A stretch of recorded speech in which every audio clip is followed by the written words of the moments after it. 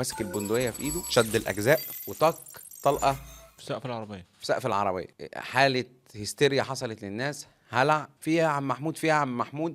قال لهم عبد الفتاح يجي لي، انا عايز عبد الفتاح بس. طبعا عبد الفتاح من صوت الطلقه نزل بالناس تحت كلها، الكرسي. كله نزل تحت الكراسي. اللي هم علاقتهم بيه كويسه ظهروا له كده، فيها يا عم محمود، فيها يا عم محمود. طبعا ايه اللي مستخبي كده واللي مستخبي كده من خلاص قدام وحش قدامه ماسك بندقيه، قال جري عليه واحد اسمه جمعه فهيم، فيها يا عم محمود، فيها يا عم محمود. قام طق اول واحد مديله طلقه، منزله في قلب الاتوبيس. جري على مين؟ على عبد الفتاح. لا عبد الفتاح تحت الكرسي، جاي يضرب عبد الفتاح من الجايه في اللي جنبه، طق طق طق، قام ضارب اللي جنبه. قام عبد الفتاح واخد الطلق، ضرب عبد الفتاح. التلاتة ايه ماتوا في ساعتها، وكمل ضرب هيستيري في بقيه اللي موجودين، طق طق طق طق طق بالبندقيه جوه الاتوبيس. خلص الخزنه كلها على اللي لقى في وشه. 12 واحد، التلاتة اللي وقعوا دول ومعاهم 9 بعديهم، 6 يتوفوا في الحال و6 مصابين بطلقات. هنا في واحد اسمه محمد سعيد كان علاقته طيبه قوي بعم محمود، طلع له من ظهره ومسك في البندقيه. هنا لما مسك في البندقيه هو لف كده بيشوف مين، لا محمد سعيد. لما مسك في البندقيه وبيمسكوا مع بعض البندقيه، قال له ايه ده محمود، ايه ده عم محمود. قعد يهديه يهديه، قال له خلاص اللي انت كنت عايز مين؟ انت كنت عايز عبد الفتاح. عبد الفتاح مات، عبد الفتاح مات. فضل يقول له كده محمود ايه، زي ما يكون بدأ يستوعب بدأ يستوعب اللي انا عايزه عملته، اللي انا قصده انا عملته. مسك منه البندقيه، نزله، نزلت من ايده، خد منه البندقيه وقام مطلعه قدام. طبعا بقى بكلمك في مشهد بركه دم في الارض، ناس بتصوت، اللي اتصاب اهات بقى طبعا. كل واحد مصاب صوته عالي جدا وبيصرخ. خدوا محمد سعيد قعدوا قدام، خد منه البندقيه. بيبص محمد سعيد جنب الكرسي اوائل، لقى خزنتين محطوطين جاهزين على يركبهم في السلاح. كان هيكمل لسه. فمحمد سعيد مد ايده وخد ايه الخزنتين، ساتر ربنا، خد الخزنتين حطهم في جيوبه وقال له ايه ده يا عم محمود، ايه ده. وقام واخد منه البندقيه ورماها في على جنبه كده مكان السلم بتاع الطلوع، وقعده فين؟ على مكانه، مكان ما بيسوق.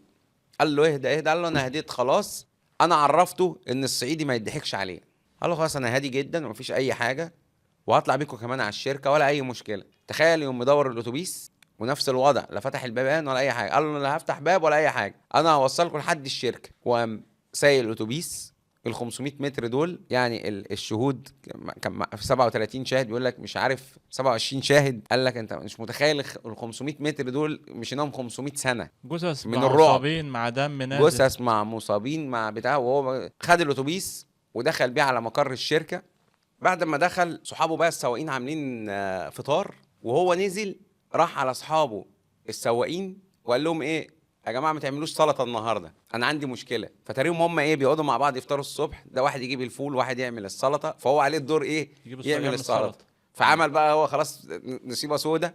فقال لهم ايه ده انا طلع عليا 2، واحد رمى نفسه قدام الاتوبيس وواحد طلع ضرب علينا نار. السواقين ايه قاموا اتفزعوا كده وهم قاعدين بيفطروا، وهم وهو بيكلمهم كده سمعوا صوت ايه بره، في حاجه هياج في المكان في الشركه، ناس بتجري وناس الحق الحق. قاموا يجروا سابوه، قاموا يجروا مع الناس في ايه بره، لقوا الاتوبيس والناس ملمومه والناس بتصوت والدنيا اتقلبت. راحوا طبعا فورا اتصلوا برئيس المباحث بتاع الدايره، جه يجري، قالوا له في 12 واحد مضروبين بالنار. طبعا جه يجري ومعاه معاونين، دخلوا على الشركه لقوا ايه السواق قاعد قدام الاكل كده وقاعد بيفطر جوه الشركه. راحوا متحفظين عليه بسرعه، بصوا على طلعوا عملوا معاينه للاتوبيس، لقوا الجثث مترميه في الاتوبيس، اللي فوق الكرسي واللي تحت الكرسي واللي في الطرقه والمصابين. المهم طلبوا الاسعاف، طبعا نزلت المصابين ونقلوا الجثث للمستشفيات هم والمصابين. ايه اللي حصل؟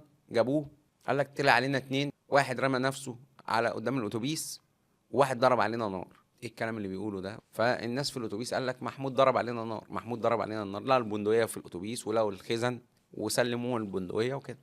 اقتضوه على مركز شرطه ابو النمرس. بعد الواقعه بنص ساعه بالظبط عرفنا الواقعه، وخدت بعض انا وزميلي احمد مراد، استاذنا احمد مراد يعني اقدم مني، وطلعنا على فين وائل على مركز ابو النمرس. تحقق في الواقع على طول. يا محمود عملت كده ليه؟ الدنيا كلمه من هنا كلمه من هنا، في يا عم انت ده الصعايده دول اجدع ناس. انا عملت كده لانهم بيتمسخروا بيا، بيتريقوا عليا، وفي الطلعه والنازله الصعيدي اللي باع بيته، اللي باع هدومه، اللي قلع هدومه، الكلام ده كله ده اللي حصل. وانا جاي اضرب عبد الفتاح، معرفش ايه اللي حصل خلاني ضربت كل دول.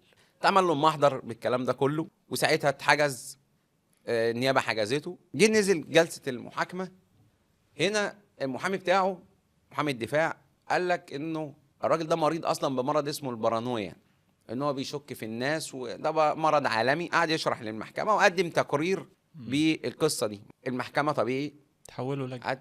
انتدبت الطب النفسي، انتدبوا 5 اطباء، وكان تحقيق ساعتها كان مستشار عبد المجيد محمود النائب العام.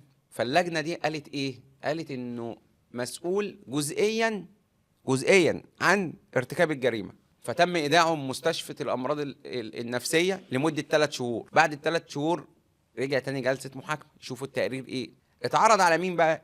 المحكمه عرضته على طبيب نفسي تاني يفصل بقى، احنا خليناك 3 شهور نشوف بقى مدى قواك العقليه وبتاع. وبعتوا للشركه عايزين الملف الوظيفي بتاعه النيابه. تمام. شوف بقى شغل النيابه الدقيق قد ايه. تحريات مباحث بتتعمل عليه في البلد، تحريات مباحث اتعملت عليه في الشغل، في بيته، الملف الوظيفي. فجه الدكتور احمد عكاشه فصل بايه؟ انه مرتكب كل الافعال. كمان الملف الوظيفي بتاعه وائل كان جاي على مدار 30 سنه ما عندهوش اي اعراض صحيه ولا تعالج من اي مرض نفسي على مدار ال 30 سنه اللي اشتغلهم في الشركه. كمان لقوا الملف بتاعه حسن السير والسلوك، وانه ما فيش اي جزاءات عليه غير 3 جزاءات عباره عن تاخير وغياب وحاجات كده بسيطه قوي، ان هو يعني ده موظف مثالي بالنسبه للشركه. فبناء عليه تم تحديد الجلسه بتاريخ 22 يونيو 2011 بعد ما اطلعت المحكمه برئاسه المستشار ايميل حبشي على التقارير الطبيه النهائيه واللي ثبتت سلامه قواه العقليه. تم اصدار الحكم عليه بالاعدام شنقا. استمر محبوس لمده 2 سنين، وبتاريخ 6 يناير 2013 محكمه النقد أيدت الحكم بإعدامه شنقا، وتم بالفعل إعدامه.